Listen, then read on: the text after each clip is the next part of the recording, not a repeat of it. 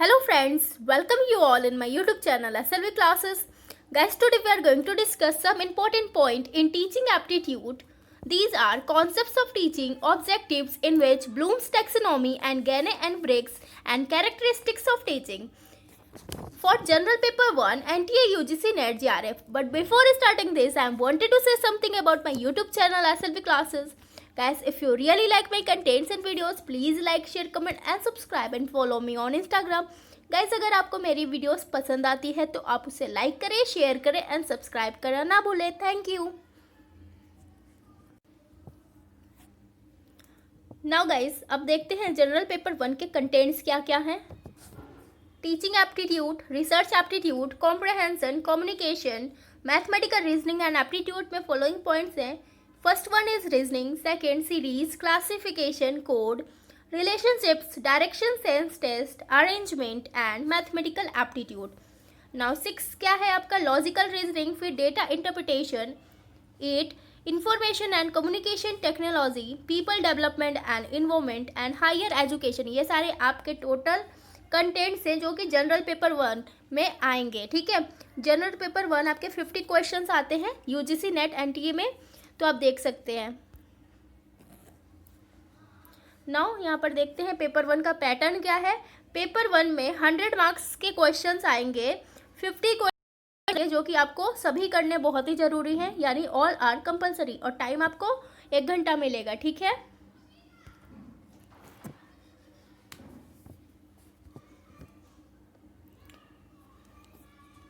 Now guys अब देखते हैं टीचिंग एप्टीट्यूड क्या है. Teaching aptitude in which concepts of teaching, objectives of teaching, levels of teaching, characteristics of teaching and basic requirements हम लोग पढ़ेंगे. ठीक है, now अब देखते हैं कि concepts and definitions of teaching क्या है. now guys देखते हैं first point. teaching is a communication between two or more persons who influence each other by ideas and learn something in the process of interaction. okay, तो teaching एक ऐसा communication है दो और दो से ज़्यादा लोग के बीच में, हु इन्फ्लुएंस जो कि प्रभाव डालता है एक दूसरे पर, by ideas and learn something in the process of interaction, यानी वो सब सीखते हैं, एक प्रोसेस है इंट्रैक्शन का, उससे सीखते हैं. जैसे कि एक क्लास है, ठीक है, उस क्लास में एक टीचर है और बाकी सब स्टूडेंट है, यानी लर्नर है, सीख रहे हैं, तो वहाँ पर एक कम्युनिकेशन होता है इंट्रैक्शन का. ठीक है, interaction between them, it means teachers and between students, यानी टीचर कुछ बोर्ड पर एक्सप्लेन कर रहा है और बच्चों को नहीं समझ में आ रहा है, तो एट दैट सिचुएशन बच्चे ने हाथ ऊपर करके पूछा कि सर और मैडम मुझे ये नहीं समझ में आ रहा है, तो ये इंट्रैक्शन है, तभी तो बच्चे ने पूछा. अगर इंट्रैक्शन ही नहीं होता, कम्युनिकेशन ही नहीं होता, तो वो बच्चा कैसे क्वेश्चन पूछता. और अगर बच्चे को समझ में आ गया तो एट दैट पॉइंट टीचर को भी क्वेश्चन अराइज करना चाहिए कि आपको क्या समझ में आया है, आप मुझे बताइए. तो ये सारे जो प्रोसेस है आपके टीचिंग में आते हैं, तो इसीलिए बोला गया है कि teaching is a communication between two और मोर पर्सन्स, यानी दो और दो से ज़्यादा पर्सन के बीच में जो कम्युनिकेशन होता है वो टीचिंग होता है. और इस प्रोसेस में क्या होता है, ये प्रभाव डालता है किस पर, सभी पर डालता है, यानी टीचर पर भी डालता है और लर्नर पर भी डालता है बाई आइडियाज़. यानी एक बच्चा है जैसे कुछ न्यू आइडियाज़ दे रहा है, अपने लेवल की आइडियाज़ दे रहा है, तो टीचर भी उस आइडियाज से समझता है कि क्या है, लर्नर को कैसे समझ में आ रहा है. टीचर को ये पता चल जाता है कि उस लर्नर को कैसे पढ़ाना है, उसको कैसे समझाना है. ठीक है, तो ये कैसे पता चलेगा, कम्युनिकेशन के जरिए, इंट्रैक्शन के जरिए ही पता चलेगा. ठीक है, और इस इंट्रैक्शन के जरिए स्टूडेंट्स क्या कर रहे हैं, टीचर से सीख रहे हैं, learn something in the process of interaction. और सिर्फ स्टूडेंट ही टीचर से नहीं सीखता है, टीचर भी स्टूडेंट से सीखता है. ठीक है, तो इसीलिए ये बोला है who influence each other by ideas and learn something in the process of interaction. समझ में आया guys. Teaching is to fill in the mind of the learner by information and knowledge of facts for future use. ठीक है, second point अब इसका क्या है कि टीचिंग एक ऐसा चीज है जिसको कि फील किया जाता है लर्नर के माइंड में. ठीक है, फील किया जाता है यानी फीड किया जाता है, भरा जाता है लर्नर के दिमाग में क्या, इन्फॉर्मेशन एंड नॉलेज, यानी ज्ञान और इन्फॉर्मेशन जो होता है उसके फैक्ट्स और नॉलेज को उसके दिमाग में डाला जाता है. क्यों, फॉर फ्यूचर यूज़. जैसे फॉर एग्जांपल एक स्कूल में एक बच्चा है और उसका टीचर उसके दिमाग में इन्फॉर्मेशन और नॉलेज डाल रहा है फ्यूचर यूज़ के लिए, यानी उसका फ्यूचर यूज़ क्या है कि वो एनुअल एग्जाम में अच्छा कर पाए, अच्छा रिजल्ट लेके आए. ठीक है, तो इसीलिए फ्यूचर यूज़ के लिए लर्नर के दिमाग में इंफॉर्मेशन और नॉलेज भरा जाता है, ठीक है, फिल किया जाता है, यही है आपका teaching. Okay, now next point,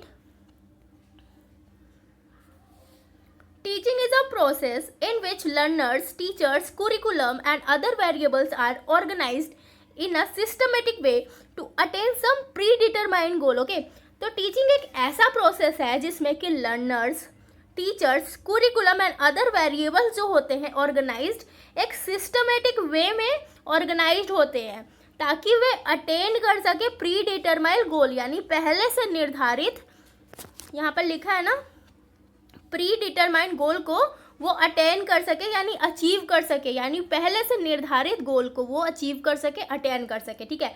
तो इसका एग्जाम्पल क्या होगा, teachers, learner, curriculum and other variables आ गए इसमें।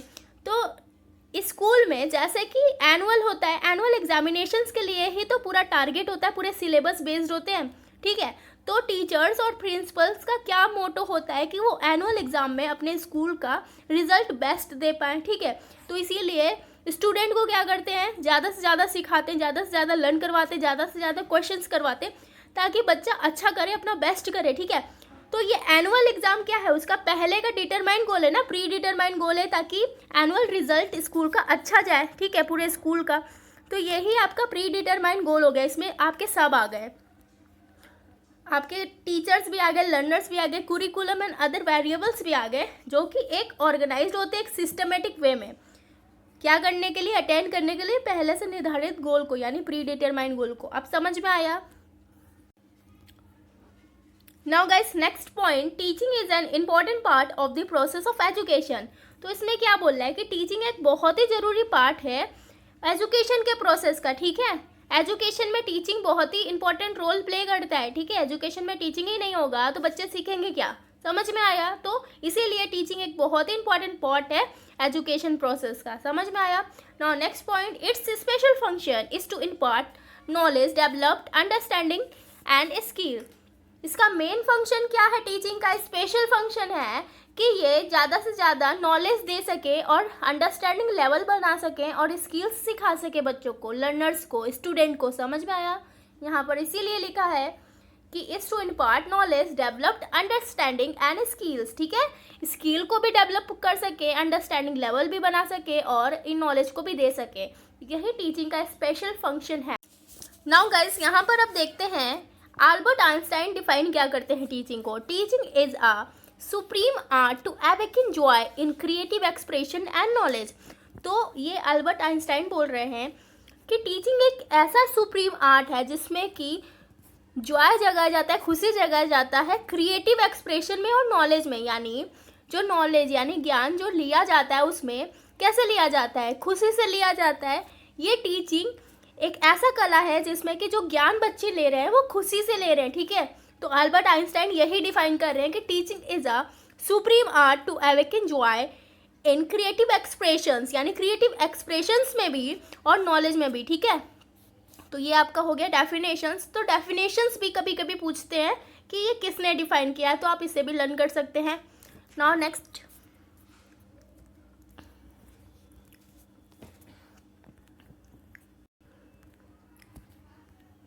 यहाँ पर गाइस देख सकते हैं ऑब्जेक्टिव्स ऑफ टीचिंग, ठीक है। Now a teacher must be aware of his or her work and its meaning is one of the foremost object of teaching teacher education, ठीक है। तो इसमें क्या बोल रहा है, एक टीचर को जागरूक होना चाहिए, अवेयर होना चाहिए अपने वर्क में और उसके मीनिंग को पता होना चाहिए। अगर वो टीचर कुछ पढ़ा रहा है बच्चे को तो उस सब्जेक्ट पे उसका कमांड होना चाहिए। ये नहीं कि कुछ भी उठा के वो गलत सही पढ़ा दिया। इन केस अगर वो गलत पढ़ा रहा है और वो बच्चा एग्जाम में जाके लिख देता है तो बच्चे का नंबर तो डिडक्ट हो ही जाएगा और इसमें टीचर का ये फॉल्ट होगा कि उसने गलत शिक्षा दे दी और वो बच्चे ने किसी और को वो बताया। तो ऐसे करते करते बहुत लोग तक ये गलत नॉलेज पहुंच जाएगा। इसीलिए एक टीचर को अपने सब्जेक्ट पर कमांड बहुत ही ज़रूरी होना चाहिए, ठीक है। अगर उस सब्जेक्ट पर उसको कमांड नहीं है तो वो सब्जेक्ट उसको पढ़ाना ही नहीं चाहिए, ठीक है। और इन केस अगर वो पढ़ा रहा है तो उसकी डीप नॉलेज वो पहले खुद देख ले तो वो किसी को पढ़ाए। यानी टीचर का मेन मोटो यही है कि वो किसी भी बच्चे को गलत शिक्षा ना दे, ठीक है। शिक्षा दे रहा है तो उसको ठीक दे, क्योंकि एक बच्चे को उसने दिया तो वो बच्चा किसी और को बताएगा, वो थर्ड बच्चा किसी और को बताएगा। तो ऐसे करते करते एक चैन बनता जाता है और फिर वो नॉलेज जो गलत इन केस वो टीचर ने दे दी तो बहुत लोग तक पहुंच जाएगा। इसीलिए टीचर का मेन मोटो यही है कि वो शिक्षा दे तो सही दे, ठीक है। तो यही इसीलिए यहाँ पर लिखा है कि teacher must be aware of his or her work, ठीक है। समझ में आया गाइज? नाउ नेक्स्ट देखते हैं, educational objective can cover a range of different types of intended learning outcomes.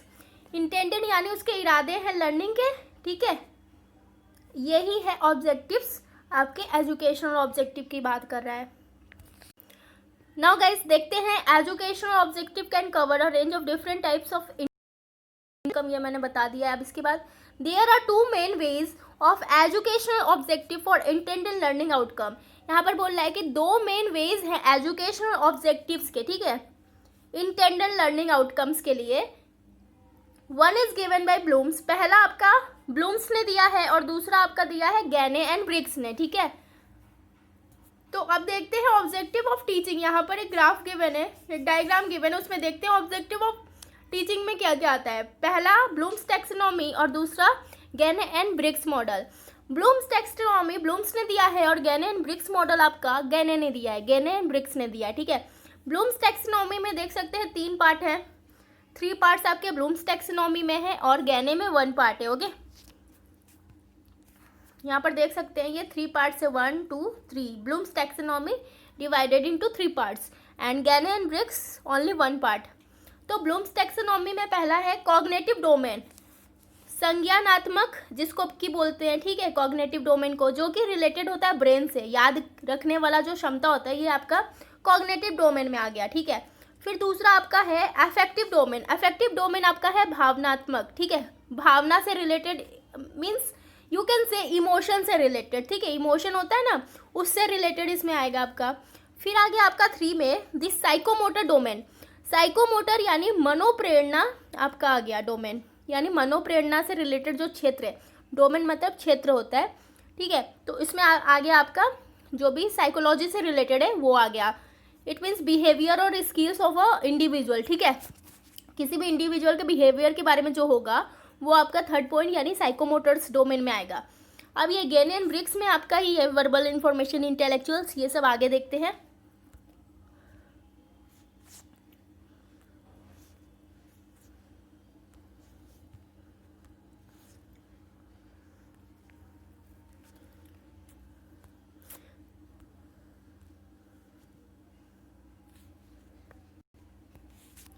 Now guys देखते हैं Bloom's taxonomy was, Bloom's taxonomy क्या है और उसका पर्पस क्या है।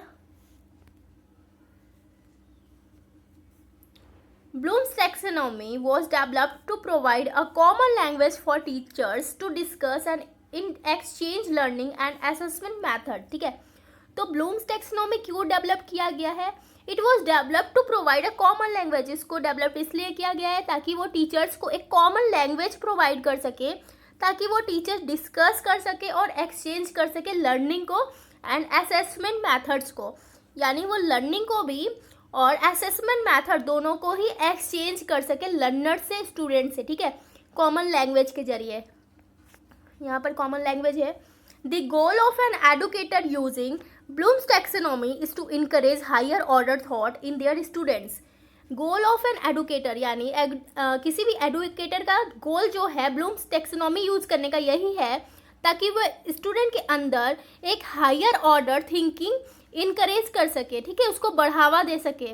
इनकरेज करना, बढ़ावा देना, ठीक है, उसमें ज़्यादा से ज़्यादा उनकी हायर थिंकिंग जो है कैपेसिटी उसको बढ़ा सके, ठीक है, by building up from lower level cognitive skills, यानी लोअर लेवल कॉग्निटिव स्किल्स उसको बढ़ा सके हायर लेवल तक, ठीक है, building up from lower level cognitive skill. Cognitive skills आपका संज्ञानात्मक आ गया, रिलेटेड टू ब्रेन हो गया, ठीक है, समझ में आया।